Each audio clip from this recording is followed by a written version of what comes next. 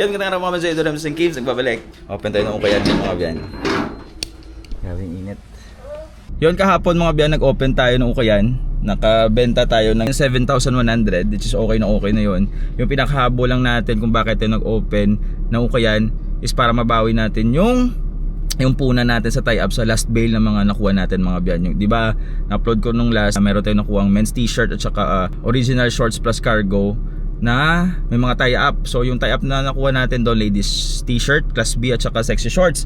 Yung sexy shorts na live selling natin, sa awa ng Diyos, nakabenta tayo ng 4,500, nabawi natin yung puhunan doon.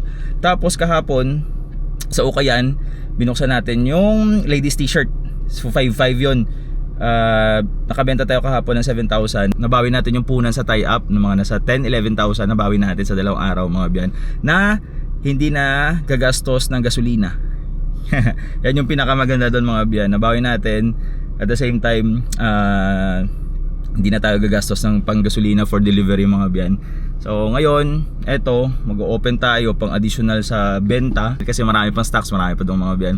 Sa ladies t-shirt marami pa yung natira doon. Pero may kumokontak na sa atin, yung isang miners natin na taga Lagranha, malapit rin sa amin dito, na may budget siya na 1,000 sa mga tigpipiso na mga items natin doon. So kung iisipin, yung 1,000 niya, sold out na yung mga tigpipiso natin doon. Pero sabi ko sa kanya, yung mga tigpipiso natin, parang ano na, pinagpilian na siya. So kung ipang re-resell, di na ako sure. Pambahay siguro pwede pa, pero meron ako dong mga items na i-deal sa kanya na pwede niyang pang resell, yung mga tig 20, 35 pesos na mga jacket, mga damit. So yun yung i-aspak, itatry kong i-aspak sa kanya para kumita din siya. At the same time, isang bagsakan na lang tayo, hindi na tayo mag-o-open ngayon. So check natin, update ko kayo mamaya. Pina-arrange natin yung mga stocks natin kanina kay mama kasi yun nga, may nasikaso pa tayo sa bahay para pagdating doon, goods na. Ito na siya, open oh. Open. Pero check natin. Yun, so dito tayo. Goods na. Hindi talaga open ko ro. Pila ka bilog ma? Check ko lang. 1, 2, 3, 4, 5, 6, 7, 8, 9, 10, 1, 2, 3, 4, 5, 6, 7, 8, 40. 1, 2, 3, 4, 5, 6, 7, 8, 1, 2, 3.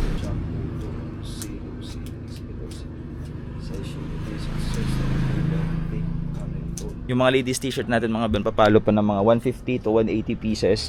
So eto, kung kukunin niya lahat, bibigay ko na lang 15 pesos isa kung kukunin niya lahat. Tapos ito yung tigpipiso, marami to. So depende kay ma'am. Tapos ito yung mga tig 35 na mga jacket, ang fila pa yan oh. Kung kukunin niya, bigay natin ng mura. So ito naman, ito from Kabankalan to, 200 pieces, ni tigli 5 piso, 1,000 lang yan. Nakuha natin mga biyan 242 pieces na ladies t-shirt. Tapos yung tigpipiso 172 pieces. So waiting na lang tayo sa sa reply ni ma'am. Kasi kung kukunin niya lahat yung 242, 3,675. Pero kahit 3,000 bigay ko to kay ma'am. 242, 3,000 divide 242, 12 pesos. Kasi kung hindi niya kukunin, mag-o-open tayo. Pero to for sure, na to, sold na to, 172 pieces. Yung ladies t-shirt na lang, yung inaantay natin ma-confirm mga biyan. Lagay na natin sa karton yung mga tigpipiso para ma-separate na. Antayin na lang natin yung confirmation if kukunin din yung mga ladies t-shirt, kasi pag hindi, mag-open pa tayo. 172 pieces, 172 pesos din. Yung shipping fee ni bossing 150 lang yan.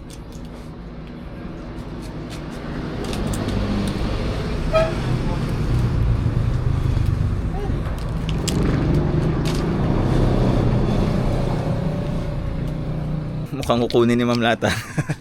Mukhang hindi na tayo mag-open. So 172 pieces na tigpipiso, 242 pieces na 15 pesos, o binandala natin 3,000. So parang aabot siya ng 3,170. Tapos ito, na to, free na lang natin sa kanya to. So aabot ng mga 450 pieces yun. So mga biyan, done deal na. 400, mga more or less 450 pieces. Kinuha na ni Bossing for only 3,170 lang. Arrange muna natin. Hindi na nakapag-open ako yan.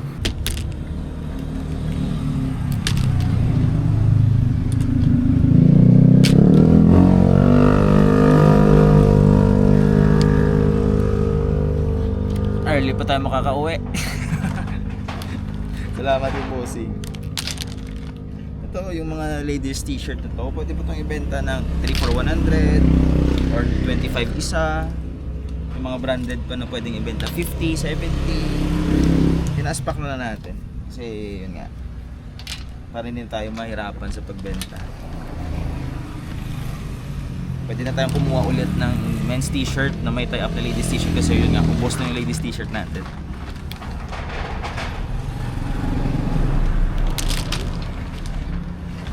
Separate natin ito. Yan.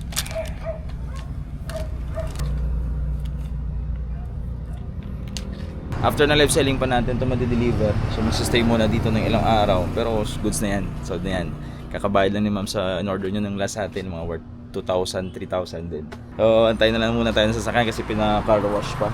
Baka siguro isama ko na lang yung vlog nung nung nakuha nating stock sa Kabangkalan na mga branded items, iba bago, yung iba mga top grade pero solid ng quality. Tapos doon ko nakuha yung yung era na pina-legit check ko sa post. May nagsasabing legit, may nagsasabing off, pero once na binenta na natin, declare na lang natin na off para safe tayo mga biyan. Kasi mga biyan, nandito na tayo sa bahay, early pa tayong nag-close. So may time pa tayo para sa family. Yan o, yo! Say hi! Lilinis muna tayo ng bahay.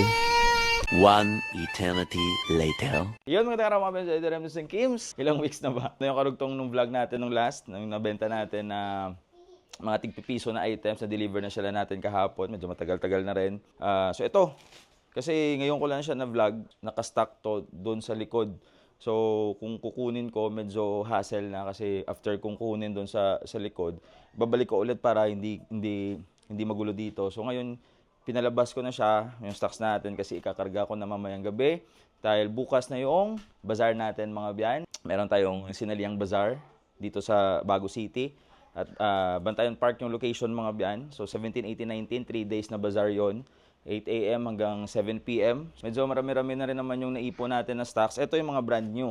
Ito yung mga brand new na nakuha natin sa Kabangkalan. Yung mga second hand or yung mga ukay, nalabhan na natin mga biyan. At nakarga ko na sa sasakyan. So ngayon medyo ready na tayo. Yung problemahin na lang natin bukas ng umaga yung pag-display na lang kasi hindi pa ako sure kung ano yung dadatan natin doon sa bazaar. Pero yun nga. Pero yung target na natin ngayon, ma-flex ko sa inyo yung nakuha natin.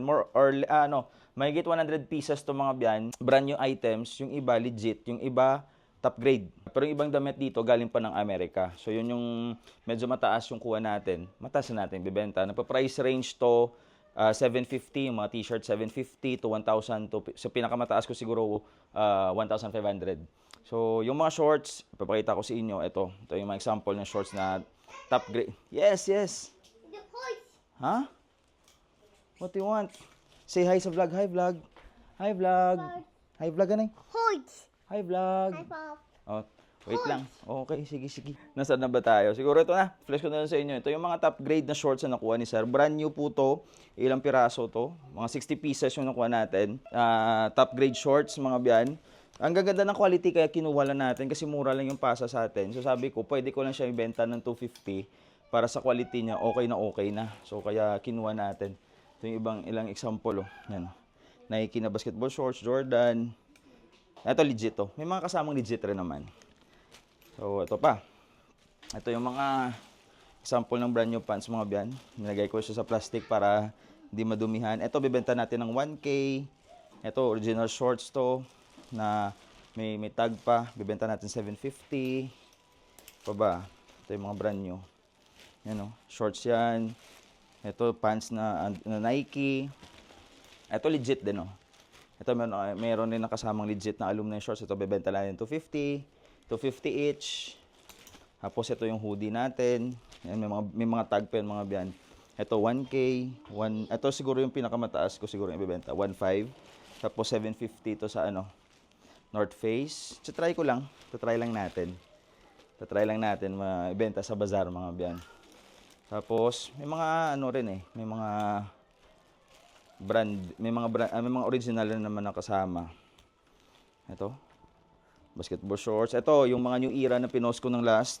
Ito, legit to. Ito yung new era na yung mga tag na ito, kinat nila yung mga tag. So, merong nagsasabi na legit, pero i-declare ko na lang off mga biyan. Parang top grade yung kakalabasan. Ibebenta ko lang 450. Brand new rin naman yan. No? Mga new era yan. Ito, brand new na Nike. Ano ba to? Adidas ata to. Adidas to. Under Armour. Under Armour na windbreaker. Na, yan o. Kita nyo mga brand. $110 yan. Ito galing sa US. Galing US yan. Mga brand new natin. Kasi yung supplier natin, taga US. Yung pinagkunan natin ito. Yan o. Under Armour. Yan o. May mga, ano pa yan, may mga tag pa yan. Yan o. Ito, $65. So, sabi ko, kahit benta lang natin 1K, pwede na. Imagine, $65, $100 bibenta mo na ng ganong presyo yan. Puma. Ito, new era yan. Ito, Under Armour, $59.99 Canadian dollars. Yan siya. Adidas, Raiders, yan yung mga i-display natin bukas, mga biyan. Diba? Yung mga shorts, hindi ko na siguro i-flex lahat kasi nandun pa sa box. Pero may mga example naman tayo dito eh. Basta ito yung mga Bulls, NY, Lakers, Camo. Ito yung mga shorts. So, yan. NY, Champion. Gaganda ng quality ng shorts. Sa 250 mo, hindi ka na malulugi mga biyan. Mabili mo sa 250, hindi ka nalugi. Brand new rin naman. Alam mo naman yung parang fake talaga yung quality. Alaman mo rin naman yan eh. Yan o, NY. Pero ito parang, ganda. Yan. Ito, Nike yan. Tapos ito Jordan. Tigto 250 lang natin benta. Kasi brand new yun nga. Brand new naman eh. Ito pa. Yan. Meron din tayong NY, hoodie, Broncos na hoodie. Separate ko yung mga brand new na branded. Separate natin. Yan, Champion. Ito, 1K ko to bebenta siguro. Brand new yan. May tag pa. Ito to. Ano ba to? Basta may tag rin to. Adidas yan. Ganda niya, no? Ito, $70 hoodie. Ang ganda na ito. Try ko lang. Try lang natin sa bazaar. If hindi natin mabenta sa bazaar, okay lang. Try natin sa live selling. Kasi sa live selling, minsan, yung mga hoodie na mga quality talaga, nabibenta rin naman natin ng 800, 500, 700. So, pero sa bazaar, bigyan natin ng chance yung mga malalapit sa amin, mga biyan. 450 lang to. Ito, mga 450 lang yan, no? Yung mga new era ko na top grade, nabibenta ko lang 450. Chicago Bulls. Pero may nagsasabi rin naman na legit, pero yun ako mismo sa sarili ko, parang sasabi ko, parang dadalawang isip ako. Kasi yun nga, kinat yung tag, yung wash tag, kinat din. So sabi ko, legit, hindi yun gagawin. Especially brand new pa siya. Bulls. Ito, brand new, $60. Ito, legit to, legit. Ito, same din, legit yan mga biyan. Yung shorts. Tapos ito, yung Nike natin, legit din to. Konti na lang. Ano ba? Yan o, Bulls yan, Bulls na zip up hoodie, NY, Lakers. Yung iba may mga dumi na sa tagal na tinago ni Bossing. Kasi yung gagawin sana dito mga biyan, magpapatayo sila ng butik doon sa lugar nila, doon sa Kabankalan. Kaso yung nangyari, yung misis niya magma-migrate na, so wala na silang papasahan ng mga items na aspak talaga, yung kukunin na lahat. So yun, kinontak tayo ni Sir. Actually, nung December pa. Umuwi si Sir noong December. So, siyempre siguro naging busy kasi kakauwi lang. Tapos maraming okasyon. May New Year, may Christmas, may New Year. Mga ano siya nakakontak sa amin, mga end of the month ng December. So, kami busy na rin. So, sabi ko sa kanya, Sir, medyo busy pa tayo. Tapos, that time, maraming tayong stocks na nakuha. So, sabi ko sa kanya, Sir, medyo marami pa tayong stocks. Nung may nag-contact sa atin na kung pwede tayong sumali sa bazaar, yun, kumontak ko kay Sir. Andito pa yung mga items. So, kinuha natin agad mga biyan. Bulls, SF, Under Armour, $50 yan. MSRP, $50 yan mga biyan.